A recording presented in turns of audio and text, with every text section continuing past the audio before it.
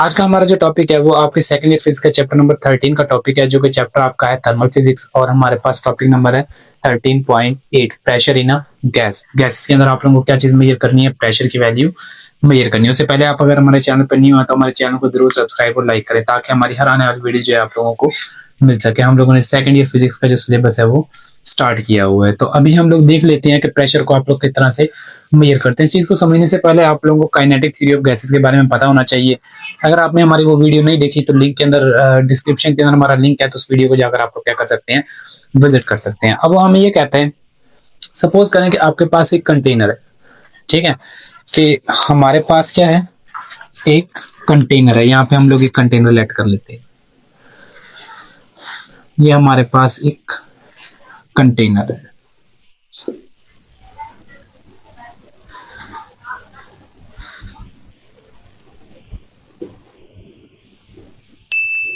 ये जी आपका आ गया कंटेनर। इसके अंदर हम लोगों ने क्या फिल की हुई है? इसके अंदर हम लोगों ने गैस फिल की हुई है, और ये हमारे पास गैस मॉलिक्यूल है जो कि रैंडमली हमारे पास क्या कर रहे हैं, मोशन कर रहे हैं। और काइनेटिक थ्योरी ऑफ गैसेस के अंदर हमने आपको बताया था कि इस कंटेनर के अंदर मौजूद मॉलिक्यूल्स हैं वो हमारे पास क्या करते हैं, रैंडम मोशन को परफॉर्म करते हैं। अब वो हमें कहता है कि आप लोगों ने इस कंटेनर के अंदर जो गैस फिल की हुई है वो हमारे पास आइडियल गैस है। आइडियल गैस का मतलब होता है कि हमारे पास टेनी पार्टिकल्स होंगे, ठीक है, पॉइंट पार्टिकल आप इसको जो है ना वो कह लें कि हमारे पास क्या होंगे, पॉइंट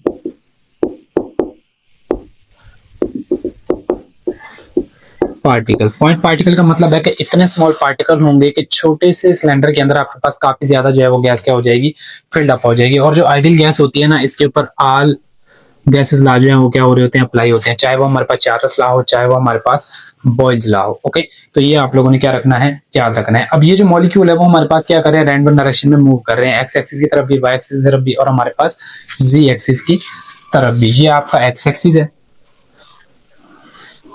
ये हमारे पास है एक्स, और इसी लाइन में अगर आप आए तो ये आपका एक्सिस है वाई, और ये आपका जो एक्सिस है वो हमारे पास है जी एक्सिस। तो 3D के अंदर हमारे मॉलिक्यूल्स हैं वो क्या कर रहे हैं, मूव कर रहे हैं, ठीक है। तो वो कहता है कि अगर आपके पास ये आइडियल गैस है तो इस रिलेशन को आप लोग जो प्रीवियस स्टडी करके आए हैं, एज वी नो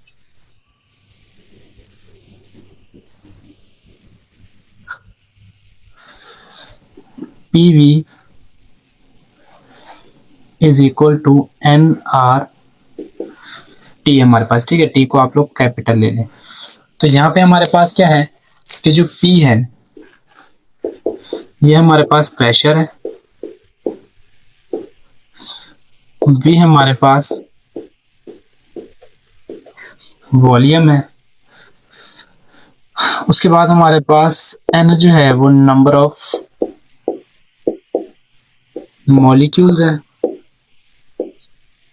और जो आर है हमारे पास, ये हमारे पास जनरल गैस कांस्टेंट है। और यहाँ पर आपके पास जो टी है वो हमारे पास टेम्परेचर है। अब आपके पास ये जो जनरल गैस कांस्टेंट होता है आर, ये हमारे पास इक्वल होता है एन ए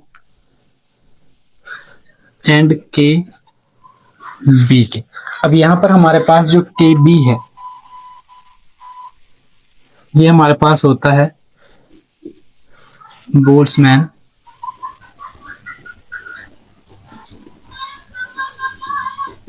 कांस्टेंट, ठीक है। ये हमारे पास क्या है, बोल्ट्जमैन कांस्टेंट है। इसको आप लोग केमिस्ट्री के अंदर भी जो है वो स्टडी करके आते हैं। इसकी जो वैल्यू हमारे पास होती है वो 1.38 क्रॉस 10 की power -23 joule then per kelvin हमारे पास। ओके, और यहाँ पर आपके पास जो Na है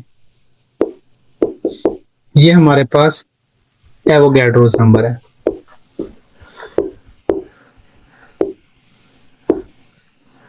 ओके, और ये हमारे पास 6.02 क्रॉस 10 की पावर 23 होता है। एक मोल में हमारे पास जितने जो है वो मॉलिक्यूल होते हैं। तो ये मेरे पास जो है आपकी एक गैस इक्वेशन है, ठीक है। तो हमारे पास क्या होता है कि आपके ये जो मॉलिक्यूल है वो क्या करेंगे, जब इस कंटेनर के अंदर मूव करेंगे तो ये हमारे पास कंटेनर की वॉल के साथ क्या करेंगे, हिट करेंगे। ये हमारे पास कंटेनर वॉल है, ओके। इनके साथ हमने क्या करना है, इन मॉलिक्यूल ने क्या करना है, हिट करना है। और ये हमारे पास इस वॉल के साथ क्या करेंगी, हिट करेंगी। तो हमारे पास प्रेशर जो है वो एक्सर्ट होगा। प्रेशर जब हमारे पास एक्सर्ट करेंगी वॉल मॉलिक्यूल के ऊपर, तो मॉलिक्यूल जो है वो क्या करेगा, एक रैंडम डायरेक्शन में अपनी मोशन को परफॉर्म करना स्टार्ट कर देगा, ओके। उसी चीज को हम लोगों ने क्या करना है, कैलकुलेट करना है। तो हम लोग यहाँ पर क्या करते हैं, एक सिंगल मॉलिक्यूल ले लेते हैं। कंसिडर करें कि वैसे तो एक्स एक्सिस, वाई एक्सिस और जी एक्सिस के अंदर मॉलिक्यूल मूव कर रहे हैं, लेकिन सेम टाइम के अंदर तीनों ही एक्सिस के ऊपर आपके पास जो वैल्यू है प्रेशर की निकालना वो बहुत ही मुश्किल है। तो हम लोग चीजों को क्या रखेंगे, सिंपल रखेंगे, और सिंपल रखकर इस वैल्यू को क्या करेंगे, सॉल्व करेंगे। तो आप लोग कंसीडर करें कि हमारे पास एक सिंगल मॉलिक्यूल है। सपोज कि आपके पास यहां पर ये एक सिंगल मॉलिक्यूल है, ठीक है।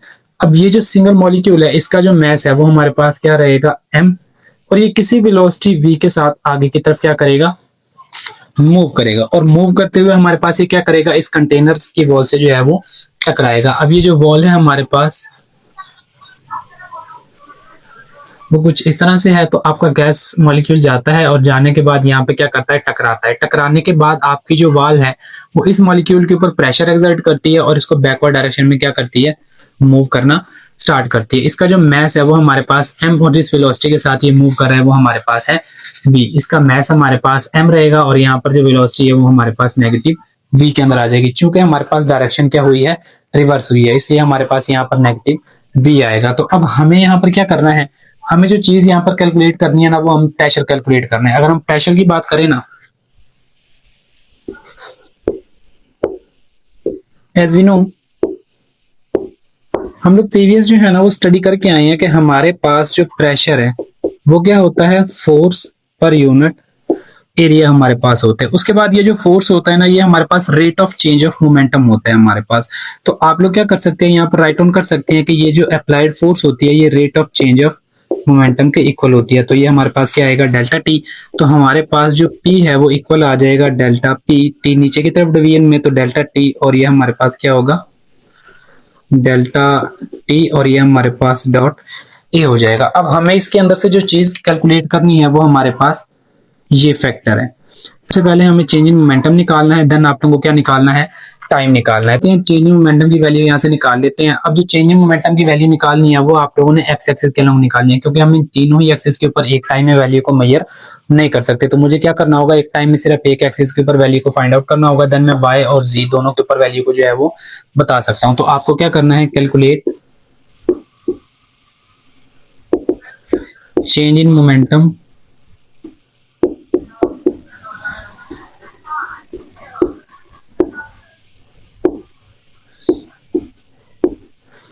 Along x axis. तो एक्स एक्सिस के अलोंग आप लोगों को क्या करना है, मोमेंटम की वैल्यू चाहिए, चेंज इन मोमेंटम। तो हमारे पास delta P is equal to P F, and negative हमारे पास क्या आ जाएगा, पी आई। अब ये जो पी एफ है ये आपका फाइनल मोमेंटम है, जब मॉलिक्यूल यहाँ से टकराया और टकराने के बाद बॉल ने क्या की, मॉलिक्यूल के ऊपर फोर्स एक्सर्ट की। तो मेरे पास नेगेटिव वी, तो हमारे पास ये क्या हुआ था, नेगेटिव एम एंड वी। अब ये जो नेगेटिव साइन है वो आपको किस चीज को बताएगा, डायरेक्शन को बताएगा। यहाँ पर आप लोगों ने क्या लिख लेना है, v1x, सिंगल मॉलिक्यूल है और x एक्सिस के लोग क्या कर रहा है, मूव कर रहा है। उसके बाद नेगेटिव, तो आपका ये जो मोमेंटम की वैल्यू है, तो हमारे पास m एंड v1x, इन दोनों वैल्यूज को आप लोग क्या कर दें, एड अप करते हैं। तो delta p is equal to 2m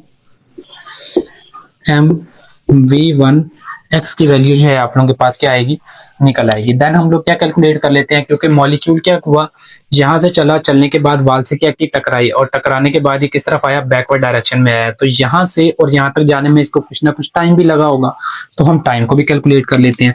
तो टाइम हमारे पास क्या होगा, डिस्टेंस का फॉर्मूला हमें पता है, s is equal to v cross t। तो यहां से अगर मैं टाइम को निकालूं तो ये हमारे पास s ओवर v आता है, ओके। इसको आप इक्वेशन 1 का जो है वो नाम दे दें। अब मेरे पास होगा क्या कि ये जो s है, जो आपका डिस्टेंस है, एक मेरे पास क्या है, यहां से, क्योंकि आपके कंटेनर की जो लेंथ है वो हमारे पास क्या है, स्मॉल l, और इसकी विड्थ भी जो है हमारे पास स्मॉल एंड l है। तो यहां से और यहां तक जाने में, यहां से और यहां तक जाने में इसने डिस्टेंस कवर किया l, वापस ये वाल से टकराया और टकराने के बाद वापस यहाँ तक आने में इसने जो डिस्टेंस कवर किया वो भी हमारे पास क्या है, एल। तो आपने डिस्टेंस की वैल्यू निकालना है तो एल प्लस एल, एक दफा जाने का और एक दफा आने का। तो आपके पास जो डिस्टेंस है वो कितना निकल आएगा, 2 एंड एल निकल आएगा। उस वैल्यू को आपने एस की जगह पे क्या कर देना है, पुट कर देना है। तो हमारे पास 2L डिवाइडेड बाय V जो है वो V1 x की फॉर्म में हमारे पास राइट ऑन किया जाएगा। ठीक है, तो हमारे पास क्या होगा, इसी वैल्यू को अगर आप लोग कहाँ पे पुट कर दें, फोर्स की वैल्यू के अंदर पुट कर दें। अब यहाँ से हम लोग फोर्स जो है उनको निकाल देते हैं। ठीक है, now calculate the force in the direction of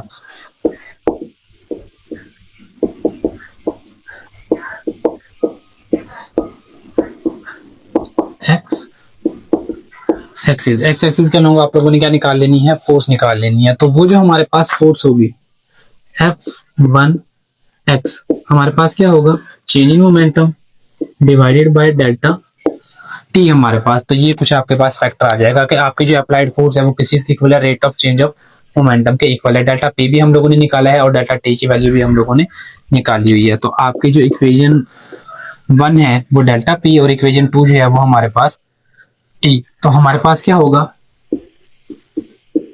now F1x is equal to delta P की जगह पे हमारे पास क्या आ जाएगा, negative 2mv1x divided by delta t आपके पास किस चीज के इक्वल आएगा, 2L डिवाइडेड बाय v1x। यहाँ से 2 जो है वो 2 के साथ क्या हो जाएगा, कैंसल आउट। v1x नीचे डिवीजन में, ऊपर आएगा तो मल्टीप्लीकेशन में। तो ये हमारे पास आ जाएगा F1x is equal to negative m v1x का स्क्वायर और डिवाइडेड बाय हमारे पास क्या हो जाएगा, L हो जाएगा। ओके, तो ये वो फोर्स है जो क्या लगाई है, आपके जो है वो वाल ने मॉलिक्यूल के ऊपर लगाई है। ठीक है, अब हमारे पास मॉलिक्यूल जब गया था, ये हमारे पास क्या था, एक्शन। रिएक्शन के तौर पे क्या हुआ, मॉलिक्यूल के ऊपर फोर्स लगी। तो according to Newton's third law, according Newton's third law of motion, every action having a reaction they have same in magnitude but opposite in direction हमारे पास। ठीक है, तो ये क्या होगा कि यहाँ पर हमारे पास F1x फोर्स मेरे पास वही रहेगी जो आपकी जो मॉलिक्यूल ने जो है वॉल के ऊपर लगाई और वॉल ने क्या की, मॉलिक्यूल के ऊपर लगाई। सिर्फ डायरेक्शन क्या हो जाएगी, रिवर्स हो जाएगी। तो यहाँ पे हम लोग क्या करेंगे, negative and negative m v1x का स्क्वायर और डिवाइडेड बाय हमारे पास क्या हो जाएगा, L। नेगेटिव नेगेटिव आपके पास क्या हो जाएगा, पॉजिटिव। तो F1x is equal to m v1x का स्क्वायर और डिवाइडेड बाय हमारे पास क्या आ जाएगा, L। तो यहाँ से आप लोगों की क्या निकल आएगी, फोर्स की वैल्यू निकल आएगी, जो कि हमारे पास F1x is equal to m v1x का स्क्वायर और डिवाइडेड बाय क्या हो जाएगा, L हमारे पास हो जाएगा। अब ये जो फोर्स है वो आपके सिंगल मॉलिक्यूल की है, किस चीज की है, सिंगल मॉलिक्यूल की है। लेकिन अगर इस कंटेनर के अंदर n नंबर ऑफ मॉलिक्यूल्स हो, क्या हो, n नंबर ऑफ मॉलिक्यूल्स हो, तो उनके लिए हमारे पास जो फोर्स है, एक नेट फोर्स क्या होगी। ठीक है, तो यहाँ पे हम लोग क्या करेंगे, कैलकुलेट नेट फोर्स। आप लोगों को क्या निकालनी है, नेट फोर्स निकालनी है। तो नेट फोर्स अगर आप निकालेंगे तो Fx is equal to F1x plus F2x and up to so on Fnx। अब चूंकि हमें नहीं पता कि इस कंटेनर के अंदर कितने मॉलिक्यूल है, तो हम लोग उनको n नंबर ऑफ मॉलिक्यूल जो है वो क्या कर लेते हैं, लेट कर लेते हैं। अगर मैं इसको क्या करता हूँ, n नंबर ऑफ मॉलिक्यूल जो है वो लेट करता हूँ, तो हमारे पास जो Fx है वो हमारे पास इक्वल आना चाहिए। F1x के लिए हमारे पास क्या वैल्यू आएगी, m v1x का स्क्वायर और डिवाइडेड बाय क्या हो गया, L हमारे पास। प्लस 2 के लिए लिखेंगे, मैथ तो सेम ही रहेगा। देन हमारे पास 2 के लिए यहाँ पर 1x था, तो यहाँ पे हमारे पास 2x का square divided by L and up to so on. हमारे पास वैल्यू आएगी m v(n)x का स्क्वायर और डिवाइडेड बाय L। तो ये हमारे पास क्या निकल आएगी, यहाँ से नेट फोर्स जो है वो निकल आएगी। अब इस सारी वैल्यू के अंदर से देखूं तो हमारे पास m ओवर L जो है वो क्या आ रहा है, कांस्टेंट आ रहा है, तो m ओवर l को हम लोग क्या ले सकते हैं, बाहर ले सकते हैं। तो उस चीज को आप लोग क्या करें, यहां से बाहर निकाल लें। जब हम उसको यहां से क्या करेंगे, बाहर निकालेंगे, तो हमारे पास जो एफ एक्स है इज इक्वल टू, वो हमारे पास क्या होगा, m ओवर l, और जो वेलोसिटी है वो हमारे पास क्या आ जाएगी, बाहर निकल आएगी। तो वो वेलोसिटी हमारे पास v1x का स्क्वायर प्लस v2x का square and up to so on nx का स्क्वायर। तो ये हमारे पास क्या निकल आएगी, वेलोसिटी यहां से बाहर निकल आएगी। ठीक है, अब ये हमने निकाल ली है फोर्स। तो अब यहां से क्या कर सकते हैं, अगर मैंने फोर्स की वैल्यू निकाल ली तो हम यहां से किस चीज को कैलकुलेट कर सकते हैं, प्रेशर की वैल्यू को कैलकुलेट कर सकते हैं। प्रेशर हमारे पास क्या होता है, नो द प्रेशर इज, अब ये जो प्रेशर है वो भी हम लोग को किस डायरेक्शन में निकालना है, एक्स एक्सिस के अलोंग ही निकालना है। ठीक है, तो एक्स एक्सिस के अलोंग अगर आप इसको निकालते हैं तो ये हमारे पास हो जाएगा P x is equal to F X divided by A हमारे पास। अब यहाँ पर जो ए है ये हमारे पास है एरिया, एरिया इक्वल होता है ए के, और ये हमारे पास L cross L, length cross हमारे पास क्या होता है, विड्थ होता है। तो हमारे पास क्या होगा, P x is equal to 1 over A and cross आप लोग क्या ले लेंगे, एफ एंड एक्स ले लेंगे। तो यहाँ पर आप ए की वैल्यू को पुट करें तो हमारे पास क्या होगा, P x is equal to 1 over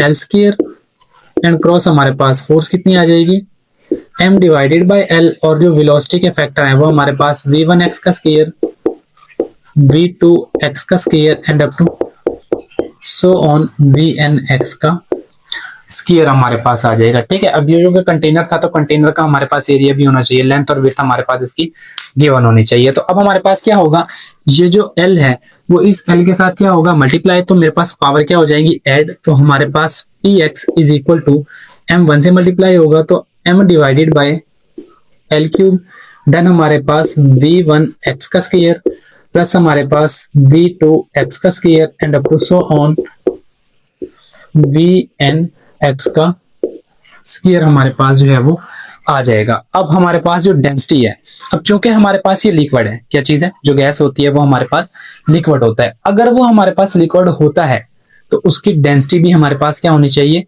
present होनी चाहिए। तो डेंसिटी हमारे पास क्या होती है, अगर हम लोग देखें, क्योंकि उस डेंसिटी से मुझे क्या करना है, इस फैक्टर को निकालना है। ये जो हमारे पास फैक्टर है, ये फैक्टर हमें क्या करना है, कैलकुलेट करना है। इस फैक्टर को निकालने के लिए मुझे यहाँ पर डेंसिटी के जो है वो टर्म की जरूरत होगी। तो हमारे पास क्या होगा, यूजिंग द टर्म ऑफ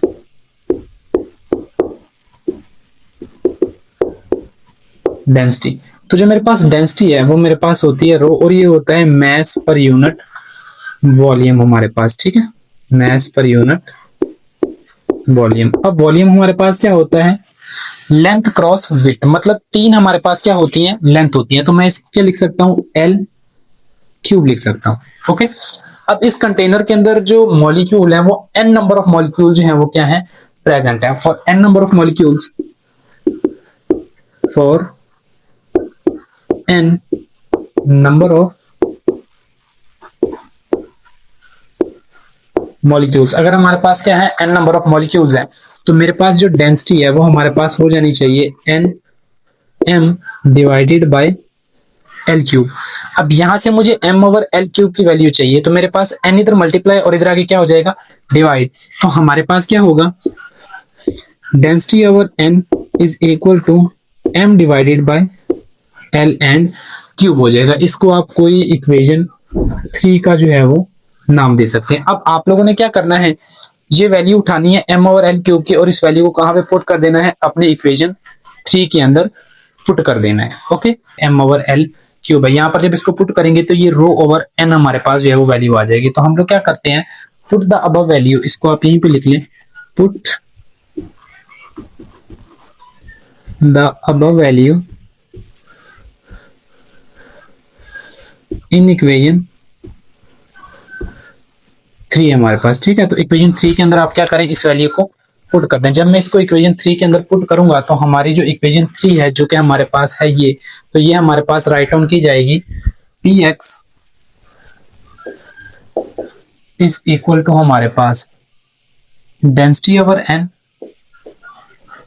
और ये हमारे पास इक्वल आ जाएगा v1x का स्क्वायर एंड प्लस हमारे पास v2x का square and up to so on vnx का स्क्वायर हमारे पास। अब जो n है वो यहाँ पर मेरे पास डिवाइड हो रहा है, तो इधर अगर हम उसको लेके आए तो यहाँ पर भी हमारे पास वैल्यू क्या रहेगी, vn में ही रहेगी। तो हमारे पास क्या होगा, px is equal to density, और बाकी जो फैक्टर है हमारे पास वो v1x का स्क्वायर एंड प्लस v2x का square and up to so on vnx का स्क्वायर, और डिवाइडेड बाय हमारे पास क्या हो जाएगा, n हो जाएगा। अब ये जो मेरे पास चीज आ रही है जो कि हमारे पास है v1x का स्क्वायर प्लस v2x का स्क्वायर, ये हमारे पास average velocity of the molecule आ रही है। Average velocity of the molecule की जरूरत हमें इसलिए होती है क्योंकि जब हमारे पास मॉलिक्यूल जो है वो एक दफा मूव करते हैं कंटेनर के वॉल की तरफ, इस तरफ, और जब ये वॉल उनके ऊपर ऑपोजिट डायरेक्शन में क्या लगाती है, फोर्स, तो वेलोसिटी हमारे पास क्या हो जाती है, ऑपोजिट, जो कि एक दूसरे के इफेक्ट को क्या करती है, कैंसिल आउट, और आंसर हमारे पास क्या आ जाता है, जीरो। बट मेरे पास आंसर जो है वो जीरो नहीं आना चाहिए, इसलिए हम लोग क्या करते हैं, एवरेज वेलोसिटी की टर्म यहाँ पे यूज करते हैं। तो एवरेज वेलोसिटी हमारे पास जो इक्वल होगी, यहाँ पे आप लोगों ने राइट ऑन कर लेना है कि आपके पास क्या है, v1x का स्क्वायर प्लस v2x का square and up to so on vnx का स्क्वायर डिवाइडेड बाय n, ये हमारे पास इक्वल है vx स्क्वायर के। ठीक है, जो आपकी एवरेज वैल्यू भी बनती है, मीन स्क्वायर वैल्यू भी कहते हैं इसको आप लोग, ठीक है, और इसको आप लोग एवरेज वेलोसिटी का भी नाम देते हैं। तो आप लोग क्या करें, इस वैल्यू को उठाएं और यहाँ पे क्या कर दें, पुट कर दें। अब अगर इस वैल्यू को हम लोग यहाँ पे क्या करते हैं पुट, तो हमारे पास क्या होगा, px is equal to density, और ये हमारे पास क्या हो जाएगा, vx का स्क्वायर और देन स्क्वायर आ जाएगा। अब यहाँ पर ये जो मेरे पास वेलोसिटी जो कि आपके पास मीन स्क्वायर या आपके पास एवरेज वेलोसिटी आई है, जितनी वेलोसिटी हमारे पास एक्स एक्सिस की तरफ है उतनी वेलोसिटी वाई एक्सिस की तरफ है, और उतनी वेलोसिटी हमारे पास क्या है, जी एक्सिस की तरफ है। तो आप लोग इसको राइट ऑन कर सकते हैं यहाँ पर कि हमारे पास vx square is equal to vy square is equal to vz का स्क्वायर हमारे पास। अब चूंकि जो मॉलिक्यूल है वो हमारे पास क्या करेगा, रैंडमली मोशन करेगा इसके अंदर x y और c के अंदर, तो हमें क्या करना होगा, इन तीनों वैल्यूज को एड अप करना होगा, ठीक है, और एक सिंगल वेलोसिटी की वैल्यू आप लोगों को क्या करना होगी, मेजर करना होगी। तो हमारे पास क्या होगा, then v square is equal to हमारे पास क्या हो जाएगा, यहां से vx का स्क्वायर प्लस vy का स्क्वायर एंड प्लस हमारे पास vz का स्क्वायर। अभी हमने ऊपर यहाँ पे पढ़ा है कि ये तीनों वेलोसिटीज क्या है, इक्वल है। अगर ये तीनों वेलोसिटीज एक दूसरे के इक्वल है तो हम लोग यहाँ पे राइट डाउन कर सकते हैं कि ये हमारे पास vx का स्क्वायर प्लस vx का स्क्वायर एंड प्लस हमारे पास vx का स्क्वायर। चूंकि मेरे पास x y और z के अलॉन्ग वेलोसिटीज इक्वल है, इन तीनों को अगर आप लोग ऐड करते हैं तो हमारे पास जो वैल्यू आएगी वो हमारे पास आ जाएगी 3vx का स्क्वायर हमारे पास। ठीक है, अब चूंकि मुझे वैल्यू चाहिए है vx स्क्वायर की, क्योंकि मुझे ये वैल्यू क्या पे पुट करनी है, अपनी इक्वेशन 4 के अंदर पुट करनी है। तो यहां से क्या होगा, 3 इधर मल्टीप्लाई और इधर क्या हो जाएगा, डिवाइड। तो हमारे पास 1/3 v square is equal to vx का स्क्वायर। तो आपने क्या करना है, अब इस वैल्यू को उठाना है और इस वैल्यू को उठाकर आप लोगों ने कहां पे पुट कर देना है, अपनी इक्वेशन 2 में पुट कर देना है। Put the value of